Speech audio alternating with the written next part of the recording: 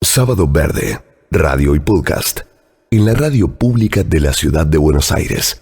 Hace pocas semanas, el presidente del Instituto Nacional de Tecnología Industrial, el INTI, Rubén Geneiro, nos invitó a pensar el modo en que tenemos de producir en la Argentina en función de lo que van a demandar aquellos países que están decididamente siguiendo una agenda verde, una agenda más sustentable. Y entonces dijo, bueno, si no cambiamos algunos modos de producción, vamos a tener una gran barrera comercial en los próximos años.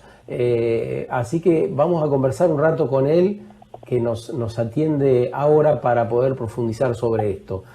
Buen día, Rubén. Buen día, Sergio. Un gusto estar en contacto contigo y con la audiencia. Bueno, nos gustaría ampliar sobre esto, sobre qué implicará esa barrera, digamos, primero cómo se construye esa barrera y después qué implica para la Argentina si no podemos sortearla, ¿no? Bueno, claramente es uno de los grandes desafíos. Obviamente esa es una parte de los enfoques que tenemos que tomar a la hora de pensar que queremos claramente una Argentina con una política productiva, como se plantea desde nuestro Ministerio de Desarrollo Productivo, del cual somos parte, en que debe ser sustentable y que debe contemplar claramente la dimensión ambiental. Y por los impactos propios que tiene obviamente en nuestro país y en nuestro clima, en nuestros suelos. Nosotros tenemos que también pensar que Argentina claramente requiere de divisas para pensar en un desarrollo permanente y a futuro, y si nosotros pensamos en divisas, las exportaciones se consiguen con mercados, y los mercados sin duda apuntan, sobre todo los mercados de países más desarrollados o regiones, como es el caso de la Unión Europea que citábamos en esa nota, impondrán indudablemente estándares mucho más altos en términos de una economía limpia y circular para ellos, y por lo tanto van a ser las barreras que también van a poner para el acceso a sus mercados. Por lo cual, si no empezamos a diseñar que el sistema productivo argentino tenga una gestión ambiental que promueva ese desarrollo sustentable, nos iremos encontrando con más barreras, además de las existentes, pero estas creo que serán en los próximos años clave para poder ingresar a los mercados más desarrollados del mundo. Y esa transición hacia una producción más saludable, ¿qué tiempo podría llevarnos, además atendiendo que la política no está definida todavía enteramente en esa dirección? Seguimos pensando en trigo transgénico, se sigue produciendo la mayoría de lo que se produce en el campo con agrotóxicos. ¿Dónde va a estar el quiebre en todo caso? A ver, nosotros obviamente nuestro principal foco de atención es la industria y lo que sería el valor agregado de la producción primaria. Sin duda tenemos que apuntar, nosotros hoy como foco tenemos que el sector industrial tiene que empezar a tener todas las conductas posibles hacia lo ambientalmente sustentable, y en ese sentido estamos trabajando en temas de eficiencia energética, en el tratamiento de residuos, de efluentes. Lo estamos haciendo con diversos sectores y en todo el país, que también eso es un punto muy importante. El INTI tiene una agenda federal porque tenemos 46 centros tecnológicos a lo largo y ancho del país, y esto lo que nos muestra es que las agendas son diversas y que en todas las agendas hay una mirada hacia la sustentabilidad. Indudablemente es un camino largo, pero me parece que lo que sí tenemos que tener en claro es que en vastos sectores es una realidad, y que está en planes de acción, en esos planes estratégicos. Nosotros recorremos mucho las provincias y vemos que en los planes que está esta semana, y en un tema que siempre tuvo sus rispideces, esta semana se hizo el lanzamiento del plan estratégico para la minería, y bien lo decía nuestro ministro Matías Culfas y el secretario de Minería, Alberto Hensel, que si la minería no es mirada desde la sustentabilidad y desde un espacio armonioso con el ambiente, bueno, no podemos planificarla. Y en esto lo importante es que estaban todos los gobernadores, todos los representantes del sector privado, de los trabajadores, los empresarios, y la mirada era esa. Rubén, casi que estoy obligado, ¿qué tal? Cruzback te saluda, casi que estoy obligado a preguntarte por qué podríamos considerar como minería sustentable, porque aquí este es un programa, digamos, en el que hemos conversado sobre la minería, sobre su impacto ambiental, social y también el económico, y es casi como obligada la pregunta, ¿qué puede ser considerado como minería sustentable?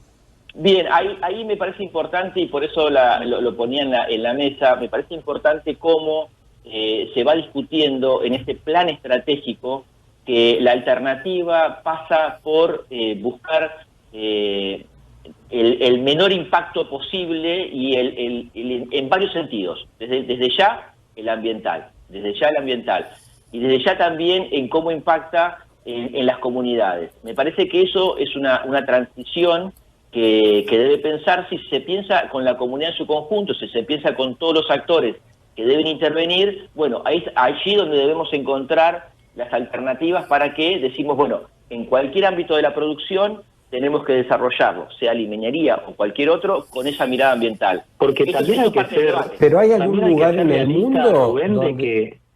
¿Hay algún lugar en el mundo donde se desarrolle la minería sustentable? Bueno, yo no soy un experto en minería, sí hay distintos modelos que se venían debatiendo, y por supuesto lo que hay que mirar es con un enfoque nacional, porque además, como ustedes bien decían, todo tiene que ver con un mundo productivo, con un mundo en donde la economía y las inversiones son necesarias para los desarrollos. Bueno, habrá que buscar, y por eso me parece que la apertura es interesante en esta discusión, en que intervengan todos los actores para discutir cuál es ese plan estratégico. Me parece que ese es el punto en el que yo pondría el foco hoy, más allá de que habrá a partir de ahora 20 mesas de trabajo para definir de acá a marzo del año que viene cómo se puede trabajar en ese sentido. Digo, me parece que ahí lo que vos decías, Sergio, en algún momento es que faltan algunas políticas o miradas con esa perspectiva de la sustentabilidad. Me parece lo importante que si se discute un plan estratégico y se pone como primer eje que debe ser el camino, me parece que ahí es un punto de partida sustancial. Totalmente. Otra cosa que pensábamos, Rubén, es, bueno, debe ser compleja la relación con las multinacionales, por ejemplo, que llevan adelante determinadas actividades. Ahora, digamos, justo mencionaste la minería, podemos seguir ejemplificando por ahí. ¿Cómo se vuelve hoy articular desde la política en un mundo pandémico con grandes monstruos como pueden ser, qué sé yo, Barrick Gold, por poner un ejemplo? ¿Es posible pedirles que respeten nuestras normativas? ¿Es posible pedirles que no desvíen los cauces de los ríos? ¿Es posible pedirles que lleven controles ambientales y evaluaciones de impacto ambiental en sus actividades? ¿Se vuelve posible controlar a semejante monstruo? Y bueno, creo que esa es parte de la discusión del modelo de país que queremos y qué prioridades ponemos, ¿no? Y me parece que en esto hay una decisión claramente de poner en la agenda todas estas temáticas. Me parece que desde diciembre del año pasado, cuando se empezó la nueva gestión, hay una mirada profunda de qué tipo de país queremos, en donde obviamente lo primero, como ha dicho el presidente, es ayudar a los más vulnerables, a los que tienen mayores dificultades. En ese proceso el tema ambiental está en las agendas, en la agenda productiva, que es la que nos toca a nosotros, está claramente definida por el Ministerio, y nosotros como Instituto de Tecnología Industrial estamos trabajando fuertemente en todos los ejes que tienen que ver con una producción sustentable. Me parece que ahí es donde vemos que la mirada se profundiza, en donde es el espacio a cómo discutir con interlocutores que quieren o deben invertir, o necesitamos inversiones, porque a veces son inversiones realmente muy importantes, por lo cual se requiere de algunas inversiones externas, pero me parece que esa mirada está, y yo creo que hay que imponerla en las agendas, claramente. Y en eso nosotros, como INTI, lo planteamos y lo hacemos en todos los ámbitos del país en que participamos activamente, todos los temas de eficiencia energética, de economía circular, de una producción limpia, de una industria verde, pensando en estos desafíos a futuros, tenemos la posibilidad de trabajarlos. Hablamos estamos hablando de bioarquitectura, estamos hablando en algunas provincias en edificios públicos, en trabajar todo el sistema de eficiencia energética. Vamos abriendo todos estos canales, sin eludir la respuesta, la pregunta. Digo, me parece que esto es parte de la discusión cuando nos enfrentamos a cualquier decisión de, bueno, impacto productivo, social, ambiental. Bueno, habrá que poner en cada lugar las condiciones y siempre, ustedes lo saben, no es irreal, son jugadores con los que hay que enfrentarse a discutirlo. Bueno, ahí es la posición política del gobierno la que primará para que la agenda no cambie del eje sustancial, en este caso, el eje sustentabilidad. ¿Con qué estructura cuenta el Instituto Nacional de Tecnología Industrial para afrontar estos desafíos? ¿Cuántas personas? ¿Qué presupuesto? Los lugares y el potencial que podrías transmitir, Rubén. Bueno, Sergio, nosotros empezamos la gestión con dos claros conceptos, que era una recomposición institucional del INTI y una recomposición presupuestaria. La institucional, porque el INTI había pasado un proceso difícil en los últimos años, habíamos perdido casi 600 profesionales y técnicos en los últimos 4 años, había perdido el 50% del presupuesto real entre diciembre de 2015 y diciembre de 2019, por lo cual eso era parte del desafío. El INTI cuenta con una estructura de 46 centros, como les comentaba, en todo el país, 2.600 trabajadores y trabajadoras, el 70% de ellos son profesionales universitarios o técnicos, altamente capacitados, y bueno, nuestro proceso empezó por ahí: recuperar el clima laboral, la carrera laboral, empezar un proceso de capacitación. Estamos proyectando un gran trabajo de articulación con todo el sistema universitario y otros organismos de ciencia y tecnología, y parte de la recuperación fue una ampliación presupuestaria. Logramos una ampliación presupuestaria del 53% nominal en este presupuesto 2020, y eso lo que nos permite es volver a encauzar al INTI en la agenda con capacidades desde los recursos humanos y también obviamente capacidades en equipamiento y en infraestructura, que había estado un poco, fuera de la agenda. Eso, bueno, hoy nos permite también hacer una proyección, y en eso estamos trabajando, terminando un plan estratégico para diciembre, en cómo nos posicionamos y planteamos una necesidad seguramente de inversión para recuperar parte de ese terreno. Pero lo más importante en esto, y en tu pregunta, Sergio, son los recursos humanos. Los que ya tiene el INTI y los que debemos empezar a trabajar a futuro con estos desafíos que se nos van a presentar.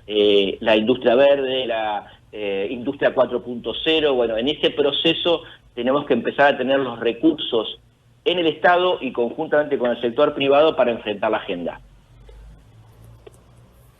Rubén, sintéticamente, mencionaste algo que nos pareció muy interesante, porque en el programa de hoy hablamos sobre urbanización y mencionaste la bioarquitectura.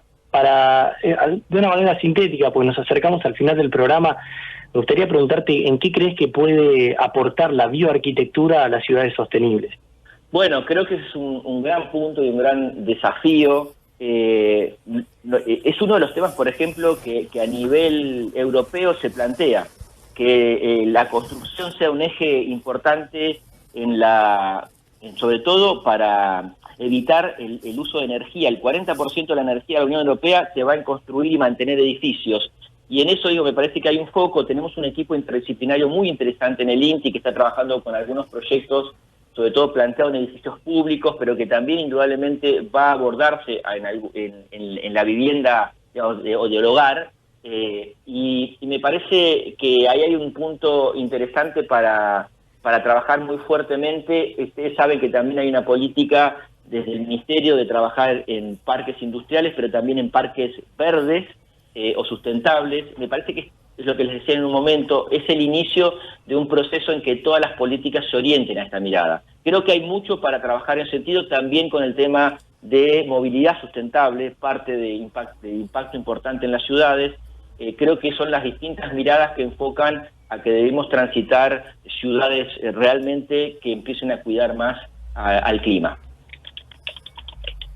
Muchas gracias, que tengas un muy buen día, Rubén. Gracias por esto y por lo que hacen desde la institución tan pionera en la Argentina. Gracias por la oportunidad, Sergio, un gran gusto. Rubén Geneiro es el presidente del INTI. hablando sobre el futuro en función de la Agenda Verde. Sábado Verde, radio y podcast, en la radio pública de la ciudad de Buenos Aires.